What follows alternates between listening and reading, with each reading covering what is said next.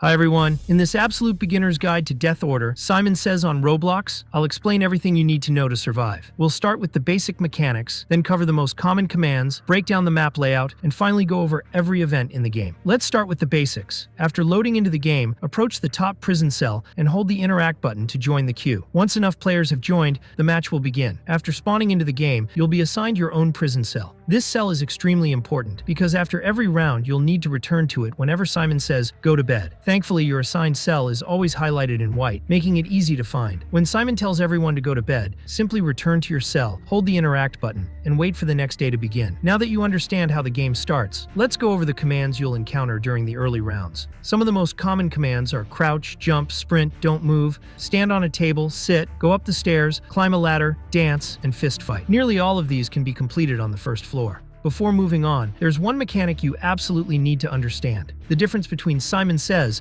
and Simon Doesn't Say. When Simon says crouch, you have the entire timer to complete the action. For example, if Simon says jump, it doesn't matter whether you jump during the first second or the final second of the countdown, you'll still be safe. You don't have to continue jumping for the entire timer. The same rule applies to climbing ladders, sitting, sprinting, dancing, and every other command. With the basic mechanics covered, let's take a look at the map you'll be playing on. The prison consists of 4 main areas. The first is the main floor, which contains the 4 tables and is the largest room in the game. This is where you'll spend most of your time. When Simon says, "Go to the first floor," this is where you need to go. When Simon says, "Go to the second floor," simply head up the stairs to the next level. If Simon says, "Go to the cafeteria," continue up one more flight of stairs to reach the highest floor. Finally, there's the basement. Whenever Simon says, "Go to the basement," head downstairs from the first floor. Now that you know where everything is, let's take a closer look at what makes each floor unique. On the first floor, you'll encounter several unique commands besides standing on the tables. These include stand on the line, which refers to the white line in the middle of the room, along with stand in the circle and stay in the circle. The second floor doesn't have many unique mechanics.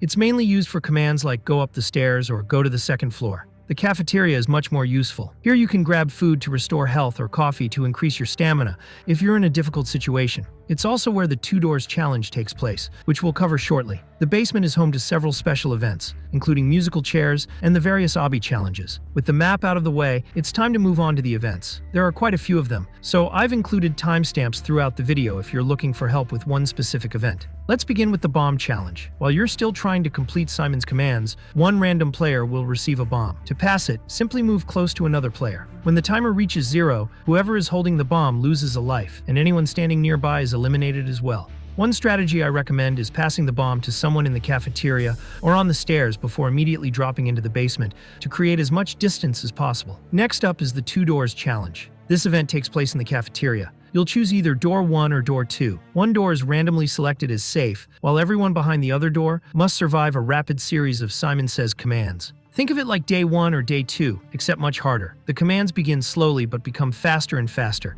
making mistakes much easier to make. Another common event is the race. The objective is simple. Simon chooses a destination, and the last player to arrive loses a life. For example, last one to the first floor, or last one to the cafeteria. Speaking of the basement, that's also where you'll find the Obby events. There are 3 different versions: Obby number 1, Obby number 2, and Obby Race. For the first 2, simply complete the course before time expires. Obby Race is much more competitive because you're racing against every other player instead of just the timer. Later in the game, this mode becomes especially challenging, so grabbing coffee beforehand for extra stamina is highly recommended. The other major basement event is musical chairs. Just follow Simon's instructions. When he tells everyone to sit, quickly find an available chair. Anyone left standing loses a life. Next is gas cells. This event seems to involve quite a bit of luck. From my experience, choosing almost any prison cell except your own appears to be safe, although that could simply be coincidence. Let's move on to 2 NPC events. The Killer and the Necromancer. The Killer chases players with a melee weapon, while the Necromancer also chases players, but can unleash an area attack if you stand inside the green circle. For both events, I recommend heading into the basement whenever possible. Since both enemies usually spawn on the upper floors, they'll often target players nearby before making their way downstairs. Another event you'll encounter is hide and seek. One player becomes the seeker and must tag another player to survive. Everyone else should focus on staying hidden for as long as possible. Next are duels. Every player is locked inside their prison cell, while 2 random players receive guns and fight each other. Once one player wins, the loser loses a life and the event ends. The gun event is much simpler. One random player receives a gun, so your main goal is to stay as far away from them as possible. One of the most dangerous events is armed cameras. Security cameras are placed throughout the prison and will attack players they detect. Stay behind cover whenever possible. One strategy that worked for me was sitting at an awkward angle inside one of the first-floor prison cells to avoid being seen. Next is Murder Royale. Every player receives a weapon and fights until the event ends. I recommend avoiding large fights early and looking for opportunities to attack distracted players instead. Finally, there's the Death Order event. I unfortunately haven't played this one yet. From what I understand, each player is assigned a target, and once that target is eliminated, you're given another. Since I haven't experienced it myself, the exact mechanics may be slightly different. And that's everything you need to know to get started in Death Order, Simon says. Thanks for watching, and good luck surviving your next match.